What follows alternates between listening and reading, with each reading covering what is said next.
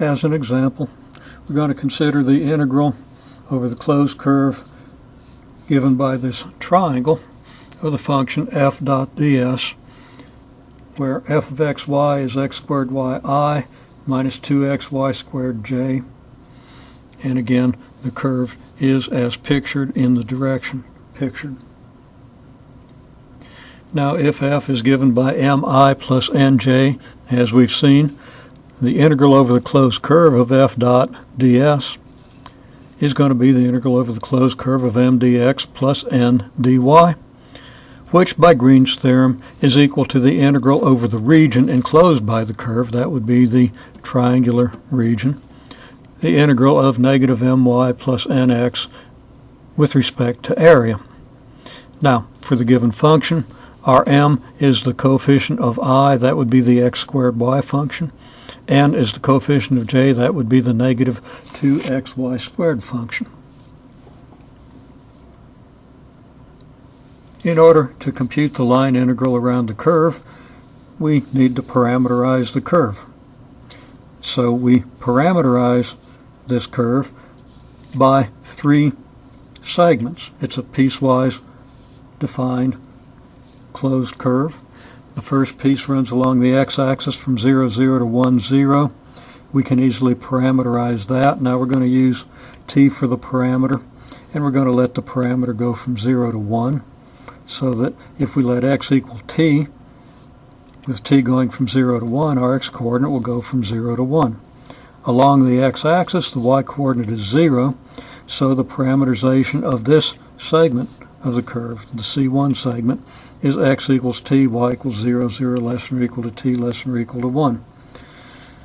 Before we go on to parameterize the other parts of the curve, let's observe that for this particular function on C1 along this part of the curve, y is equal to 0. Since both the m and the n function contain at least the first power, and in this case the second power of y as factors, the m and n functions are both going to be identically 0 on this segment, so that our line integral is just going to be 0, so we don't have to actually compute it. Okay, C2 will be the curve from the point 1, 0 to the point 0, 1. Now there are various ways we can arrive at a parameterization. We can observe, for example, that this line here is the line y equals x minus 1, 1 minus x, slope-intercept form, the intercept being 1, the slope being negative 1. But we're just going to kind of do this by inspection. We know that this is a straight line, so that if x is a linear function of t and y is a linear function of t, for which the endpoints occur at the ends of the t interval, we know that we're going to have a correct parameterization. So on this interval, x is going to go from 1 to 0, while y goes from 0 to 1. How do we get x to go from 1 to 0? Well, let's let x equal 1 minus t, with t going from 0 to 1. So that when t is 0, x is 1. When t is 1, x is 0. That'll take the x-coordinate from 1 to 0. The y-coordinate should go from 0 to 1, and that's exactly what happens if we let y equal t. On 0 less than or equal to t less than or equal to 1, y starts at 0, ends at 1. Now there are various ways to verify that this gives you a straight line, but for right now we're simply going to accept this. C3 can be parameterized in a manner analogous to C1. On C3, x equals 0. Y can then equal 1 minus t. That will take the y value from t down to 0 as t goes from 0 to 1. But we note that on C3, just as on C1, since x equals 0 and x is a factor of both of these m and n functions, that the m and the n functions are again going to be identically 0, so that the integral over the C3 part of the curve is 0, meaning that only the integral over C2 contributes anything to this line integral. So we're going to confine our attention to the portion of the curve that I've designated C2. Now I haven't labeled it as such that could be confusing. Of course, it could be confusing not having it labeled, but I've chosen not to label it. Okay, so C2 is this part of the curve, and we want to then parameterize the integral of m dx plus n dy over that part of the curve. To do that, well, m is our x squared y function. So on C2, x is 1 minus t, y is t. So that our integral of m dx is going to be the integral from 0 to 1 of the quantity 1 minus t, quantity squared, times t, times the differential of x dx, which is a differential of 1 minus t. This part of the integral therefore represents x squared y dx. We can similarly represent the negative 2xy squared dy in a very straightforward manner. X becomes 1 minus t, y according to the parameterization is just t, so we get t squared, and dy is just dt. We expand this expression, being sure to note that the differential of 1 minus t is negative dt, and we get the expression here that I don't think is going to be visible unless I move the paper. If we just expand this, factor out the dt, and add everything up, we get the integral of t cubed minus t dt, which is negative 1/4.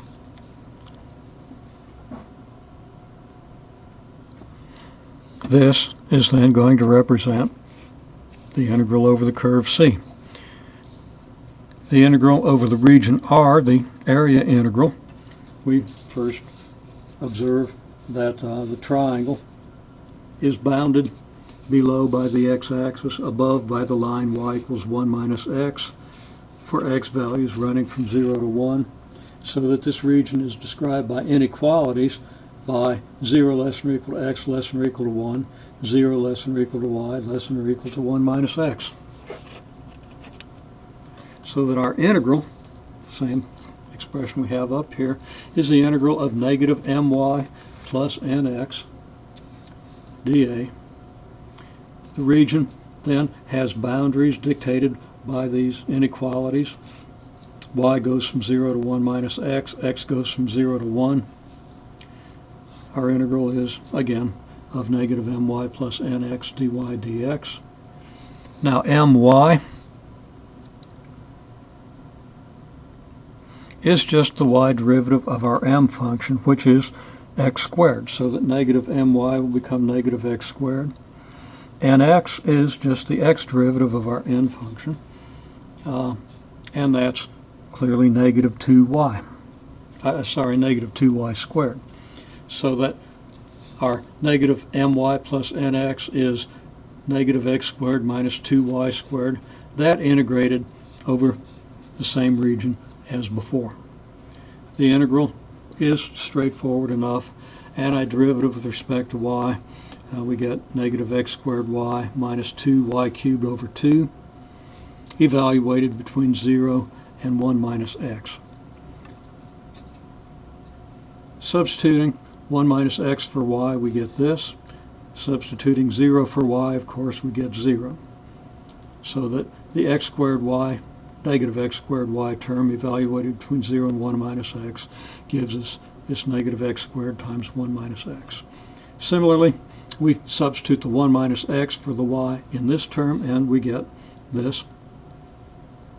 We substitute 0, and we get 0, so the lower limit doesn't give us any contribution for either term. Our integral is just what you see here. I'm not going to read it to you. If we expand that, we get this polynomial. And this polynomial is integrated then from 0 to 1. Now, very straightforward to integrate a power of x from 0 to 1. You can verify that we get these numbers, which adds up to this, which agrees with this. And this verifies Green's theorem for the example of this function on this particular region and boundary. Just a quick note on the algebra of expanding this expression here. Remember that for 1 minus x cubed, we can use the binomial expansion. We get 1 minus 3x plus 3x squared minus x cubed. Everything else is just a matter of keeping track of our coefficients and our plus and minus signs. And here it is if you want it for reference. Once more, this example verifies Green's theorem that the integral of m dx plus n dy over the boundary of a region is equal to the integral over the area of the region of negative my plus nx. In order to directly evaluate the integral over the boundary curve, we had to parameterize the boundary curve. In this case, we needed to parameterize 3 straight line segments, and then use that parameterization in order to do the integral over the entire region.